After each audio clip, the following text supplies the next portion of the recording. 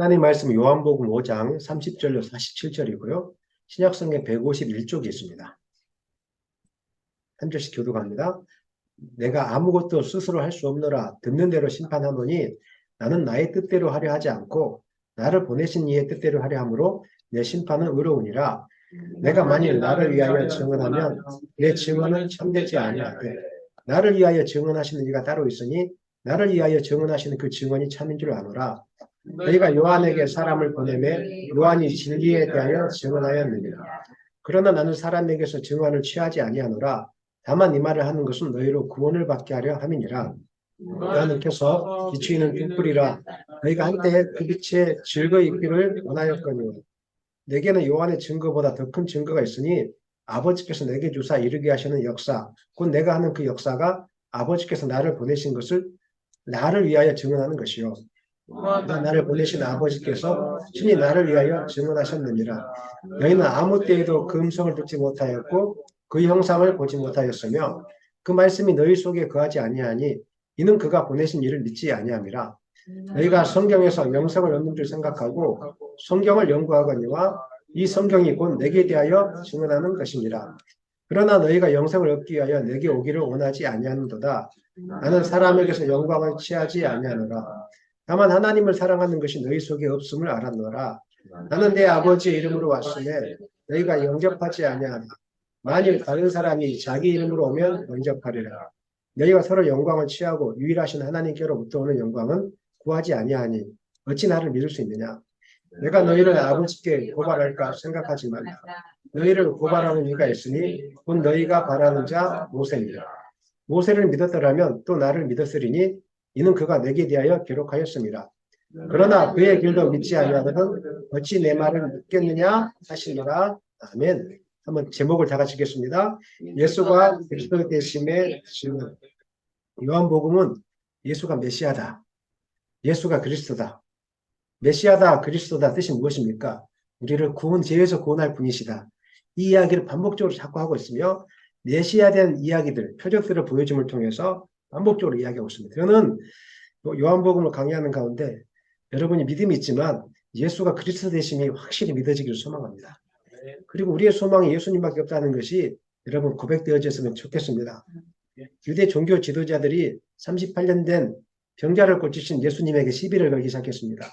안식일날 고쳤다는 이유이고 또 본인이 하나님의 아들이라고 했다고 해서 신성모독죄로 이제 고발하면서 부딪히기 시작한 것입니다. 지난 시간에는 그래서 본인이 하나님의 아들이고 메시아에 대한 이유 그리고 하나님의 권능을 갖게 된 이유에 대해서 말씀했는데 아버지가 향한 고난을 누구에게 임했다고 했습니까? 아들에게 다 임했기 때문에 우리가 하나님을 믿는다도 맞고 예수님을 믿는다도 맞고 그래서 다 맞는 말이라고 하나이시기 때문에 한다는 것을 지난 시간에 배웠습니다. 그러면서 오늘은 이제 본인이 예수님께서 너희들이 자꾸 안 믿으니까 내가 메시아라는 증거를 내가 오늘 이야기해 보겠다면서 증언을 이야기합니다. 오늘 그 신명기서에 보면은 우리가 증언을 설 때 한 사람의 말로는 되지 않고 두세 사람의 증언을 세웠거든요. 그러니까 예수님께서도 두세 가지 증언을 통해서 믿지 않으니까 내가 증거를 통해서 내가 메시아다라는 것을 보여줄 것이다라고 이제 오늘 본문에 이렇게 기록되어 있습니다. 그러면 30절 한번 읽겠습니다. 30절. 내가 아무것도 스스로 할 수 없노라. 듣는 대로 심판하노니 나는 나의 뜻대로 하려 하지 않고 나를 보내신 이의 뜻대로 하려 함으로 내 심판은 의로우니라. 이 말씀하는 이유는 이 말씀이 5장 19절에서 한 말씀과 똑같거든요. 이 말씀을 한 이유는 너희들이 내가 자꾸 안식일날 병자를 고쳤다는 게 잘못됐다고 하니까 그게 잘못된 것이 아니다. 내가 하는 것은 다 하나님의 뜻 안에서 하는 것이고 하나님께서 하라고 하는 것만 하는 것이니까 이거 죄악이 아니고 좋은 일이다. 의로운 것이다. 이 이야기를 지금 하고 있는 것입니다. 그리고 31절에서 이렇게 이야기합니다. 내가 만일 나를 위하여 증언하면 내 증언은 참되지 아니하라. 이 말씀을 그냥 문자적으로 보면 예수님이 자기 자신에 의해서 증언하면 자기 자신의 한 말이 가짜다 이렇게 들리지 않습니까? 이 뜻이 아닙니다. 내가 하는 말, 앞전에 했던 말도 정확하지만 너희들이 믿지 않으니까 내가 유대인의 율법에 근거해서 한번 다시 이야기해 볼게. 유대인의 율법은 어떤 것이라고요? 한 사람의 증인 갖고는 말이 옳고 그름이 증명되지 않습니다. 그래서 두세 사람의 증언을 세운 것이 증언이 있을 때 그 증언이 옳다고 인정된 것처럼 나도 그렇게 해볼게라고 이제 전제를 깔면서 내가 혼자 내가 나를 증언하면 옳지 않다고 생각하잖아. 그러니까 내가 메시아라는 거 진짜로 한번 증언들을 통해서 내가 증명해 볼게 이야기를 지금 하고 있는 것입니다. 자, 32절 읽겠습니다. 나를 위하여 증언하신 이가 따로 있으니 나를 위하여 증언하신 그 증언이 참인 줄 아노라. 31절과 연관시켜서 이제 증언들이 많을 때 그 증언이 참이다 이렇게 지금 말하고 있습니다. 그래서 예수님이 하나님의 아들이신 것의 첫 번째 증거는 바로 세례 요한의 증언이다 이렇게 이야기하고 있는 33절 읽겠습니다. 너희가 요한에게 사람을 보내매 요한이 진리에 대하여 증언하였느니라. 요한은 메시아에 대해서 선구자로 보내온 사람입니다. 당시 유대인들이라면 세례 요한에 대해서 너무 잘 알고 있었고 세례 요한이 전한 말씀이나 또 그가 행한 세례에 대해서 받기를 원했습니다. 선지자 중에 한 사람으로 여기고 있었기 때문에 너무 존경하고 있었거든요. 그런데 어느 날 사람들이 요한에게 너무 많이 몰려드니까 그 사내들인 공회원들이 가만히 있을 수가 없었습니다. 그래서 제사장과 레인들을 세례 요한에게 파송해서 물어봤습니다. 내가 누구냐? 네가 그리스도가 맞냐? 의문점이 생기지 않았겠습니까? 네가 그리스도냐 물어보니까 요한은 나는 그리스도가 아니다. 분명하게 이야기했습니다. 나는 그리스도가 아니다. 이렇게 이야기했습니다. 그리고 나서 내 뒤에 오시는 이가 있는데 나는 그분의 신발끈을 풀기도 감당하기가 어렵다. 그 다음에 나는 물려로 세례를 주거니와 그분은 성령과 불로 세례를 베풀 것이다. 이 이야기를 해주었습니다. 사실 세례 요한은 예언의 말씀을 통해서 예수님이 메시아가 이렇게 올 것이라는 것을 알고 있었지만 예수님이 오셨지만은 그분이 메시아라는 사실은 알지 못했습니다. 세례 요한조차도 예수님이 누구인지 메시아가 누구인지 알지 못했습니다. 그런데 어느 날 하나님이 세례 요한에게 말씀해 줍니다. 너가 세례를 열심히 베풀고 있을 때 어느 순간에 갑자기 하늘에서 성령이 임해서 비둘기처럼 임해서 어떤 증거가 있을 것이다. 그러면 그가 바로 메시아인 것을 너희가 알 수 있을 것이다. 그래서 열심히 세례를 베풀고 있었습니다. 그런데 어느 날 예수님이 세례 받으러 온 것이죠. 예수님이 세례를 받는 그 순간에 성령이 비둘기처럼 임하는 거죠. 하나님이 말씀하신 것 그대로 보기 나타난 것입니다. 세례를 행하실 뿐인데 나타나니까 그리고 예수님 하나님이 하늘에서 뭐라고 이야기했습니까? 이는 내 사랑하는 아들이요 내 기뻐하는 자라 이렇게 이야기하니까 그때부터 세례 요한이 예수가 메시아인 것을 알고 사람들에게 예수가 메시아다 이렇게 증거하기 시작했던 것입니다. 그 다음에 제자들이 와서 선생님 우리한테 그동안 사람이 많이 몰려왔었는데 이제 예수라는 사람이 세례를 주니까 그쪽에 다 몰려갑니다. 이게 이런 일이 있을 수 있습니까? 우리가 언젠데 가짜인데 이럴 수 있습니까? 라고 제자들이 이렇게 얘기하니까 세례 요한이 아니다. 나는 광야에서 외치는 자의 소리일 뿐이고 예수의 길을 예비하는 사람일 뿐이다. 너희들도 저분에게 가라. 이렇게 해서 자기를 낮췄던 분이 바로 세례 요한입니다. 이 세례 요한의 증거가 바로 내가 메시아라는 증거다 이렇게 이야기하고 있는 것입니다. 예수님은 세례 요한이 자신에 대해서 메시아로 증언했다고 할지라도 예수님은 사람의 증언에 의해서 메시아가 되고 안 되고 하시는 분이 아니십니다. 그 자체가 메시아이기 때문에 그런데 왜 메시아됨을 세례 요한을 통해서 증거하게 하는 겁니까? 34절 읽겠습니다. 그러나 나는 사람에게서 증언을 취하지 아니하노라. 다만 이 말을 하는 것은 너희로 구원을 받게 하라 합니다. 나는 말하지 않아도 내가 메시아인 것은 분명하다. 하지만 세례 요한의 증언을 말하는 것은 너희들이 세례 요한을 존중하지 않느냐. 그러면 세례 요한의 말을 너희들이 믿지 않느냐. 그러니까 세례 요한이 나에 대해서 증언한 거 너희들 믿어라. 그 이유는 믿고 구원을 받으라는 것입니다. 예수님은 자기 자신을 낮추시기까지 관심이 하나밖에 없었습니다. 그건 우리의 영혼이 구원을 받는 것입니다. 지금도 예수님의 관심은 뭐 교회가 커지는 거, 교회가 무슨 사역을 많이 하는 거 관심 하나도 없습니다. 예수님의 관심은 오로지 하나입니다. 잃어버린 영혼을 찾는 겁니다. 어떻게 해서든지 어떤 모양이든지 간에 영혼 하나 구원 얻는 것이 예수님의 이 땅에 오신 목적이고 그것이 교회를 세운 목적이라는 것입니다.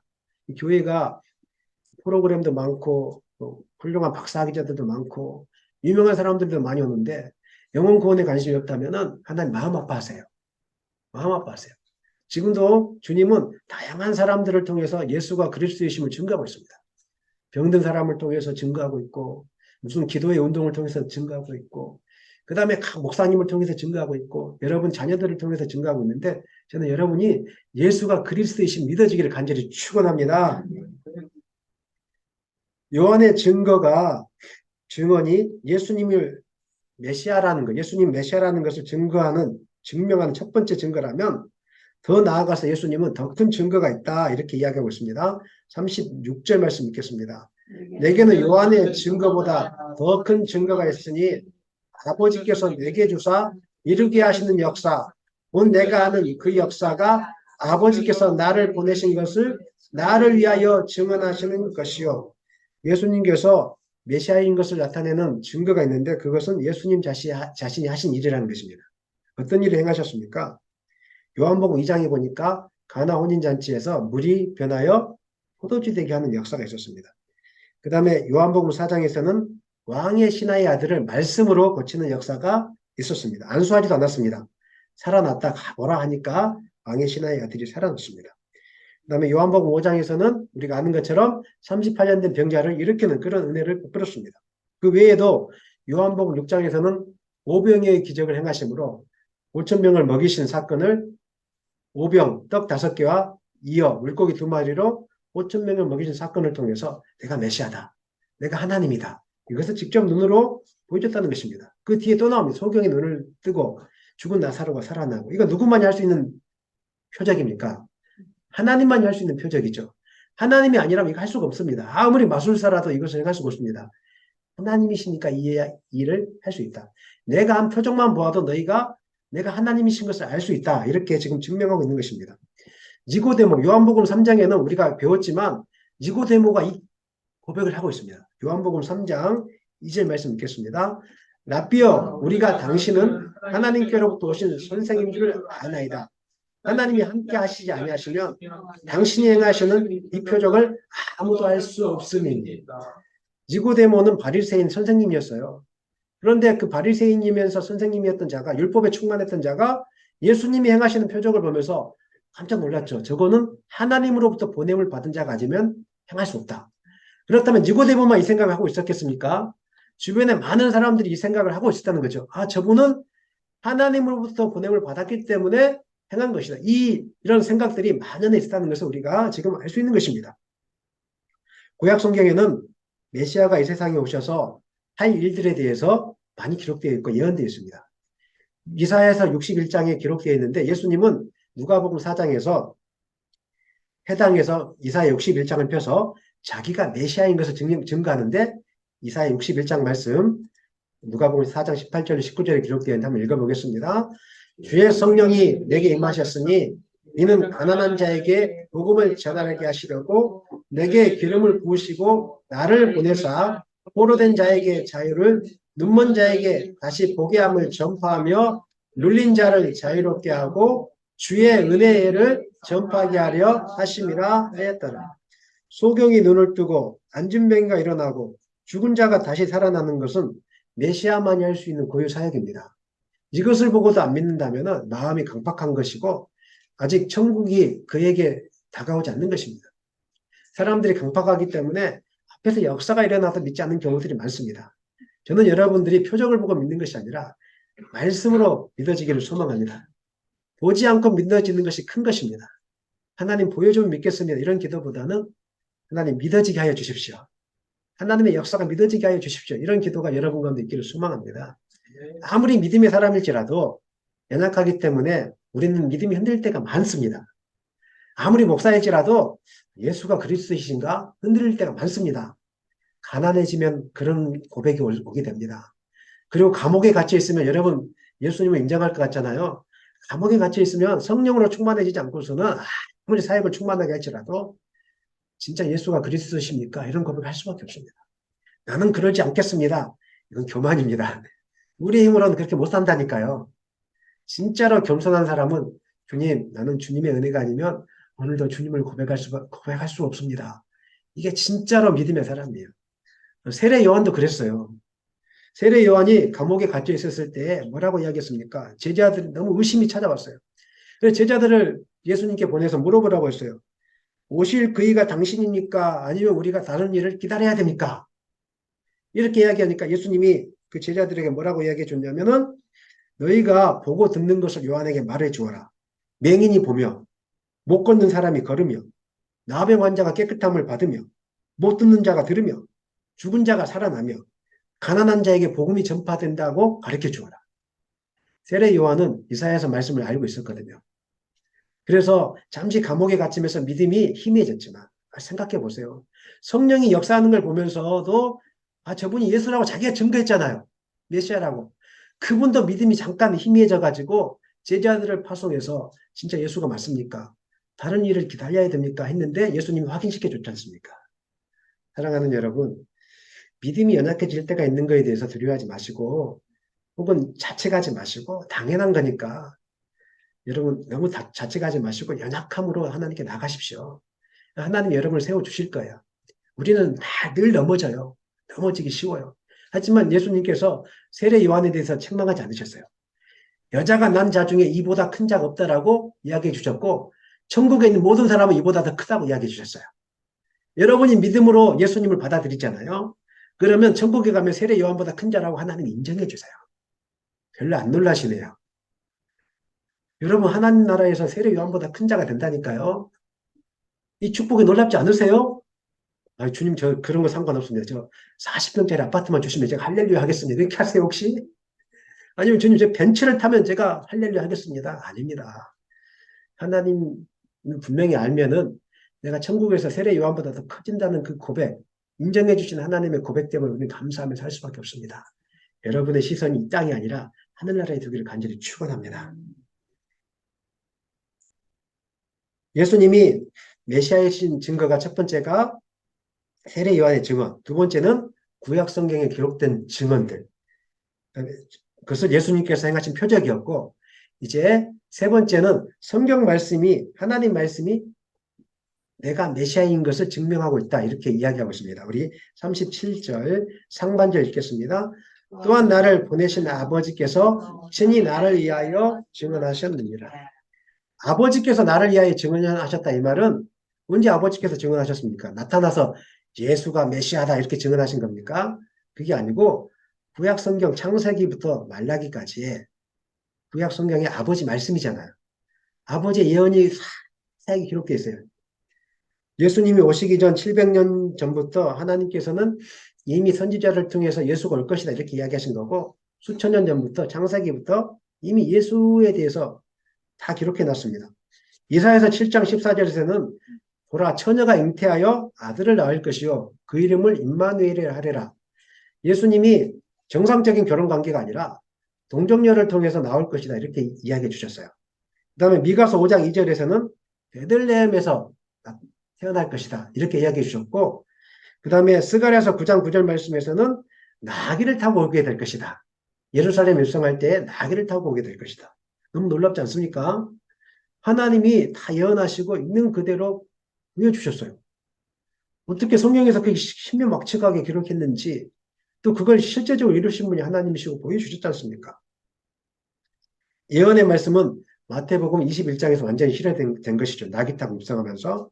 그 밖에도 시편이나 또 선지서에 보면은 예수님이 고난과 십자가의 죽음으로 죽으실 것과 승천하고 부활하고 승천하실 것까지 다 기록해 놨습니다.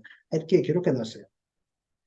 놀랍게도 신약 성경에 와서는 이 예언이 성취되는 것을 우리가 지금 알 수 있는 것입니다. 그런데 예수님이 이스라엘 지금 유대인들, 유대 종교 지도자들을 향해서 너희가 한 번도 이 예수님을 만난 적이 없다는 것입니다. 37절 하반절부터 읽겠습니다. 너희는 아무 때에도 그 음성을 듣지 못하였고 그 영상을 보지 못하였으며 그 말씀이 너희 속에 거하지 아니하니 이는 그가 보내신 이를 믿지 않느니라. 좀 이상하지 않습니까? 구약 성경에 대해서 정통한 사람들이 유대 종교 지도자들입니다. 늘 성경을 암송하고 있었고 말씀을 매일 묵상하고 있었고 연구했던 사람들이 이 사람들이었습니다. 메시아에 대해서 너무 잘 알고 있었어요. 말씀에 대해서 알고 있었는데 이 사람들이 음성을 듣지 못하였고 예수님을 만나지 못했다는 거예요. 하나님을 한 번도 믿은 적이 없다는 거예요. 한마디로 이야기하면. 이게 말이 다 되는 소리입니까? 성경 말씀을 읽고 해당해서 늘 듣고 있는데 한 번도 하나님을 만난 적이 없다고 이야기해요. 제가 목사인데 말씀을 설교하고 있는데 예수님이 어느 날 찾아와서 너는 한 번도 나를 만난 적이 없다라고 말해보세요. 놀라겠습니까? 놀라지 않겠습니까? 여러분들이 주일 예배를 드리는데 어느 날 예수님이 와서 여러분 앞에서 이렇게 이야기하는 거예요. 요한복음 5장 37절 38절. 너희는 한 번도 나를 만난 적이 없다. 얼마나 불행한 일입니까? 오늘날 기독교, 대한민국 땅에 많은 교회, 목사님, 장로님, 권사님 있지만 한 번도 예수님을 만난 적이 없다라고 들을 사람들이 많다는 겁니다. 종교인들이에요. 예수님 믿지 않고 종교인들. 왜 이런 일이 발생합니까? 말씀이 지식으로만 남고 있고 마음으로 부딪히지 않았기 때문에 그래요. 성경 말씀을 배우는 목적이 무엇입니까? 예수가 누구이신 줄 알고 우리가 예수께로 인도받기 위해서 말씀을 배우는 거거든요. 그런데 이거 다 빼버리고 성경 지식만을 가득 채우는 거예요. 목사님 히브리어 아세요? 헬라어 아세요? 목사 임마누엘이 무엇이 뜻인지 아세요? 이런 거 이렇게 대답은 잘 하실 거예요. 근데 이 말씀이 마음으로 부딪힌 적이 없는 거예요. 그리고 이 말씀을 통해서 예수님께로 인도받은 적이 없는 거예요. 그러니까 이 사람들이 말씀을 나중에 나오겠지만 어디에 사용했습니까? 자기가 높아지는 데만 사용했어요. 나는 이런 사람이야. 나 성경 백독했어. 자식들 까불지 마. 목사님 성경 백독하셨어요? 예, 지금 바빠서 일독도 못했는데요. 저 백독했습니다. 목사님 성경 필사해 보셨어요? 한 번도 해본 적이 없는데요. 저 영문으로 필사했습니다. 무슨 말입니까?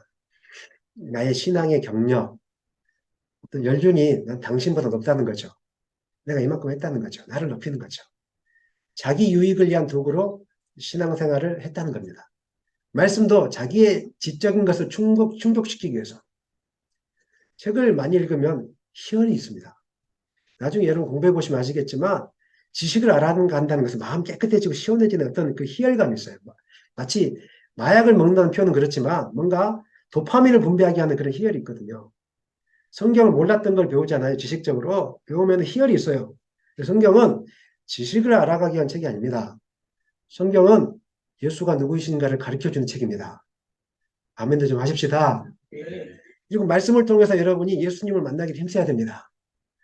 예수님이 오늘 여러분과 찾아오고 있어요. 만나주려고 찾아오고 있어요. 예수님을 묵상해야 되고 예수님 만나기 힘써야 돼요.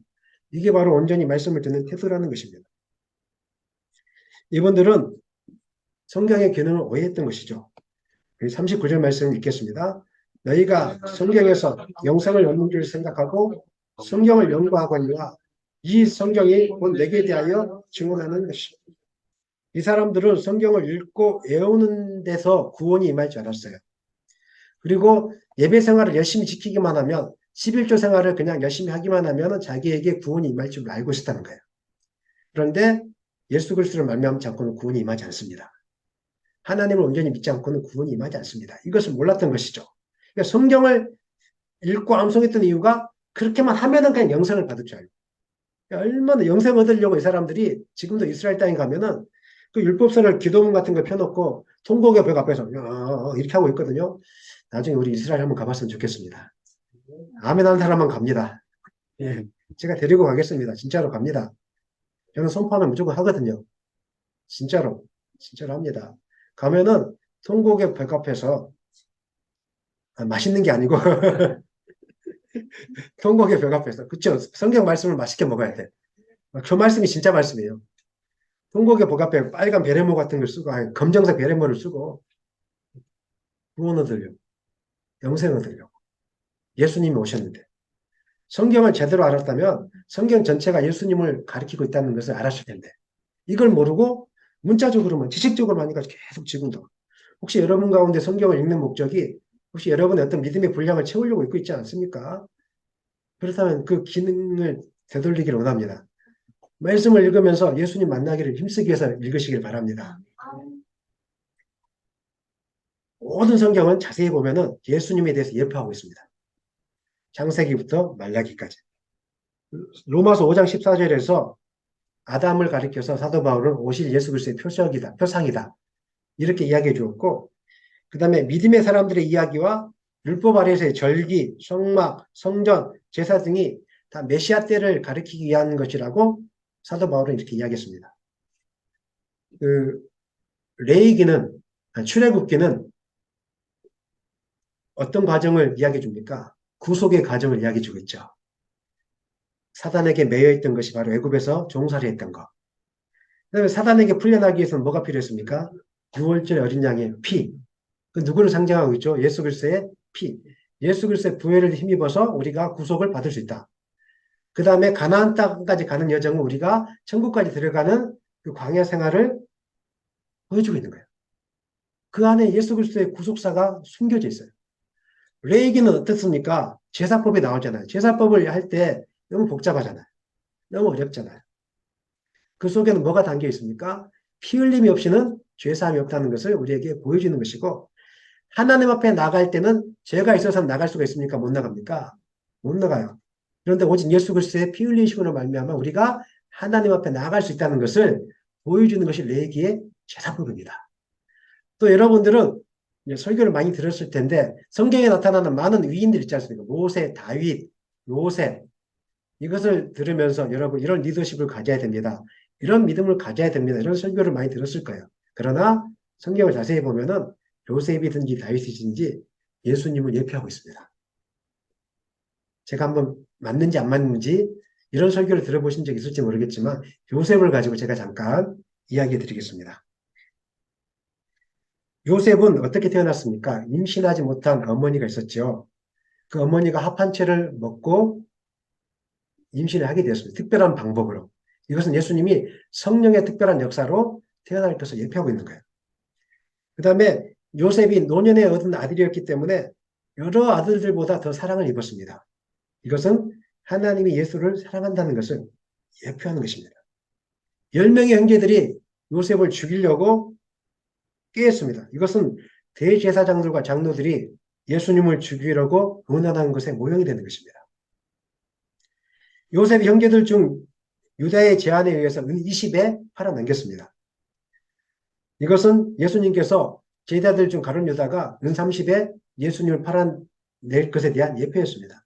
원래 그 당시 어른은 은 30에 종으로 팔았습니다. 근데 요셉은 은 20인 이유는 아직 어른이 성인이 안 됐기 때문에 성년이 안 된 사람이었기 때문에 20이었지 원래는 은 30이었어요. 이걸 다 예수님이 팔아넘길 거에 대한 예표였다는 거예요. 요셉이 죄가 없음에도 불구하고 옥에 갇힌 것은 예수님께서 죄가 없음에도 불구하고 심판을 받을 것에 대한 것의 모형이었어요. 요셉이 감옥에서 두 죄수와 함께 있었죠. 한 죄수는 둘 다 사함을 그중에 한 죄수는 사함을 받았고 한 죄수는 사형에 처했죠. 이것은 예수님의 십자가 좌우편에 달린 강도를 예표하고 있습니다. 한 강도는 예수를 맞아들임으로 믿음으로 고백함으로 낙원에 이르게 되었고 한 강도는 예수님을 부인함으로 지옥에 가게 되는 이 사건을 예표하고 있습니다. 이처럼 눈을 뜨고 보면은 성경 처음부터 끝까지 구약 성경 끝까지는 오실 예수님에 대해서 다 예표하고 있는 거예요. 그러니까 성경을 읽을 때 우리가 어떻게 읽어야 되겠습니까? 예수님 중심으로 예수님을 만나기 위해서 이렇게 읽다 보면은 그 성경의 줄거리가 잡히게 되는 것입니다. 성경은 이렇게 예수님에 대해서 증가하고 있습니다. 우리가 이스라엘 역사에 대해서 배워야 되는 이유도 여기에 있습니다. 목사님, 우리 한국 역사도 내가 잘 모르는데 이스라엘 역사를 왜 배웁니까? 이스라엘 역사 속에 예수를 증거하고 있기 때문에 그런 것입니다. 사랑하는 여러분, 여러분들이 말씀을 듣고 묵상할 때 예수에게 초점이 맞춰지기를 소망합니다. 예수를 만나기를 소망합니다. 이렇게 많은 말씀들이 예수를 예표하고 있는데 우리가 수없이 주일날 말씀을 들으면서도 예수님을 놓치고 있다면 얼마나 불쌍한 일이 되겠습니까? 저는 여러분들이 말씀을 들으면서 예수님을 만나고 예수님과 동행하는 축복이 있기를 간절히 축원합니다. 유대인들은 누구보다도 성경을 많이 알고 있다고 자부하는 분들이었습니다. 그러나 그들은 예수님을 믿지 않았습니다. 40절 읽겠습니다. 그러나 너희가 영생을 얻기 하여 내게 오기를 원하지 아니하는가. 말씀을 읽었는데 예수님을 믿지 않았어요. 왜 그랬을까요? 여러분 고민해 본 적 있으세요? 왜 그랬을까요? 42절 말씀이 나오는데 읽겠습니다. 42절. 다만 하나님을 사랑하는 것이 너에게 없음을 알았노라. 이 사람들은 하나님을 사랑하지 않고 자기 영광을 구하기 위해서 성경을 읽었던 거예요. 말씀을 읽을 때 하나님께 순종하기 위해서 말씀을 읽은 것이 아니라 자기 영광, 자기가 높아지기 위해서 말씀을 읽었다는 것입니다. 우리도 얼마든지 하나님을 사랑하지 않고 예배 생활을 할 수 있습니다. 얼마든지 하나님을 사랑하지 않고 헌금 생활을 할 수 있습니다. 말씀을 볼 수 있다는 것입니다. 이 사람들은 땅에 시선을 맞추고 있기 때문에 그런 거예요. 하늘의 시선을 맞추면 하나님을 사랑할 수 있는데 여전히 하나님을 믿으면서도 땅의 것에 관심이 많아요. 땅의 것에 영광을 구하고 있는 거예요. 43절 읽겠습니다. 43절. 나는 내 아버지의 이름으로 왔으에 너희가 영접하지 아니하나 만일 다른 사람이 자기 이름으로 오면 영접하리라. 땅에 관심을 가지고 있다는 것을 예수님이 이야기하시는 건데 이게 무슨 말이냐면 내가 아버지 이름으로 오면 관심이 없어요.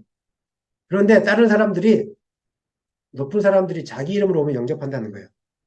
예를 들어 보겠습니다. 우리나라 대통령은 미국 대통령 만나는 걸 되게 좋아하죠. 그렇다고 좀 해주세요. 아멘은 아니고 그냥 그렇다고. 나보다 높은 사람, 나보다 힘이 센 사람이 자기 이름으로 우리랑 같이 협력하게 해서 오면 환영하잖아요. 교회도 마찬가지. 교회도 뭔가 국회의원이나 정치인들이 들어오면은 믿음이 없어도 환영해요. 앞에서 막 인사도 시켜주고. 근데 가난하고 좀 돈이 없는 사람이 오면은 환영도 안 해줘요. 모든 교회가 그렇진 않을 거예요. 그런 경향이 있죠. 그리고 교회 안에는 저처럼 이렇게 연약한 개척교 목사님 별로 인정을 못 받아요. 훌륭한 연예인들 있죠. 그 이름난 연예인들 한번 초청한다 그러면 눈을 부릅뜨고 언제 오세요? 목사님 언제 옵니까? 오면은 되게 환영을 해요. 그런데 예수 이름으로 개척교회 목사가 온다 그러면 환영 안 해요. 지금 한국 교회가 어떤지 모르겠지만 한국 교회는 그 목사님이 예수님을 얼마나 사랑하는지 예수님을 위해서 자기 인생을 헌신했는지 이걸 잘 보지 않습니다.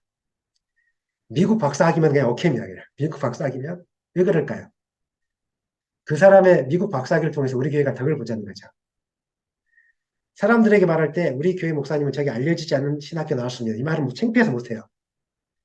근데 우리 교회 목사님은 미국의 하버드 대학 나왔습니다. 우리 교회 목사님 미국 유명한 유수한 신학교 나왔습니다.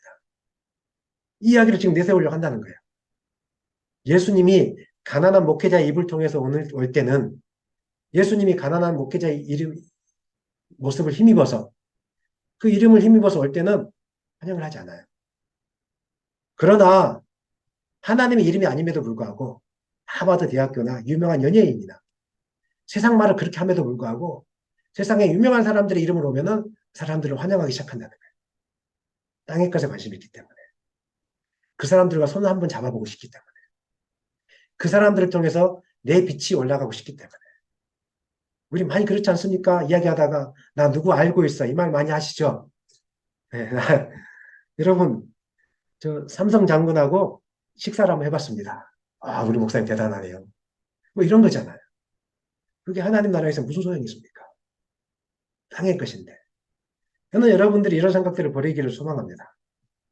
우리는 땅의 것을 구하는 인생이 아니라 하늘의 것을 구하는 인생입니다. 땅의 것을 다 포기하는 인생이라는 거예요. 유대인들은 율법의 말씀을 묵상하고 암송했던데 그것은 하나님 말씀에 순종하기 위함이 아니라 그렇게 할 때 사람들로부터 존경받을 수 있었기 때문에 칭찬받을 수 있었기 때문에 그렇게 했던 것입니다. 저는 여러분들이 예배당에 나온 이유가 목사님에게 칭찬받기 위해서 목사님 눈치 때문에 나오는 것이 아니었으면 좋겠습니다. 우리 간절히 부탁드립니다. 제 눈치 때문에 제 얼굴 도장 찍고 가려고 목사님 도장 찍었으니까 일주일 동안 편안하게 살 수 있겠다. 이번 주는 빼먹었으니까 목사님이 나에게 뭔가 이상하다. 이런 개념으로 믿지 않았으면 좋겠습니다. 얼마나 불편하겠어요. 그렇게 보지 마시고 예배당에 나올 날도 있고 못 나올 날도 있겠죠. 하나님 앞에 정직하게 행하면 되는 거잖아요. 하나님 바라보면 되는 거잖아요. 예수님 만나기 위해서 여러분이 그렇게 예수님 눈치 보면서 믿기를 간절히 축원합니다. 세상이 주는 부귀영화에 관심이 있으면 하나님 말씀이 거치는 돌이 될 것입니다. 모든 말씀들이 여러분에게 부담으로 다가오게 될 거예요. 물질에 대한 말씀이나 삶에 대한 말씀이나 여러 가지 하지 말라고 하는 말씀들이 굉장히 부담이 될 거예요. 그런데 여러분의 관심이 하늘에 있으면 이것들이 나에게 기쁨이 될 거예요. 나를 살리려고 하는 말씀이구나. 나에게 영적인 양식을 주는 거구나. 그렇게 고백될 수 있기를 간절히 축원합니다. 네, 말씀을 마무리하겠습니다. 41절만 읽고 41절 읽겠습니다. 나는 사람에게서 영광을 취하지 않아. 예수님께서 이렇게 자신이 메시아인 것을 증거하시는 이유는 사람들이 자신을 몰라줘서 혹은 서원해서 그런 말을 하시는 것이 아니에요. 사람들이 자기를 인정해주지 않아도 예수님 스스로 영광을 받으시는 분이세요. 천사들이 높여주고 있잖아요. 누가 인정해주지 않아도 예수님 스스로가 영광을 받으시는 분이거든요. 그 이야기를 하고 있는 거예요. 너희들이 나를 인정해주지 않아도 나는 이미 하늘에서 영광을 받고 있는 존재다. 나는 사람의 영광을 받지 않는다. 그럼에도 불구하고 내가 메시아인 것을 성경 말씀 이 세 가지 증거를 통해서 너희들이 하는 이유는 다른 게 아니라 한 사람이라도 나를 믿고 구원을 얻게 하려고. 내가 이렇게 증거하는 말씀을 증거할 때, 아, 진짜 맞구나, 진짜 맞구나, 진짜 맞구나, 이런 사람들이 존재할 게 아니에요. 이성이 가득 찼던 사람들이 말씀을 듣고, 아, 진짜가 맞구나, 맞구나, 맞구나, 예수가 진짜구나. 이걸 믿고 한 사람이라도 구원을 얻기 위해서 예수님이 이렇게 노력하고 있다는 거야. 사랑하는 여러분, 하나님을 사랑하지 않으면서 하나님을 믿는다고 하는 거, 하나님을 믿지 않으면서 자신의 유익을 위해서 믿는 척하는 신앙처럼 위험하고 불쌍한 신앙은 없습니다. 이 사람은 천국 못 갑니다. 천국 가는 신앙은 단 하나입니다. 예수를 구주로 믿는 것입니다. 예수를 구주로 믿는 것입니다. 지금도 예수님은 이 세 가지 증언을 통해서 유대인들 앞에서 막 설명하는 것처럼 지금 여러분을 설득하고 계세요. 목사님을 통해서 여러분을 설득하고 있고 주변에 있는 어떤 사람들을 통해서 설득하고 있고 그럼 여러분 육신의 연약함을 통해서 여러분을 설득하고 있고 여러분의 모든 환경을 통해서 설득하는 작업을 계속하고 있습니다. 나에게로 오라. 나에게로 오라. 나를 믿는 자만이 구원을 얻을 수 있다. 오늘 이 음성을 듣고 예수님께로 나오기를 소망합니다. 오직 예수만이 길이요 진리요 생명이 되십니다. 다른 이로서는 구원을 얻을 수 없나니 천하 사람 중에 구원을 얻을 만한 다른 이름을 우리에게 주신 일이 없습니다. 오직 예수밖에 없습니다. 한번 따라 하시죠. 오직 예수밖에 없습니다. 예수님만 붙들고 구원의 길에 임하시는 여러분 되시기를 예수님의 이름으로 간절히 축원합니다.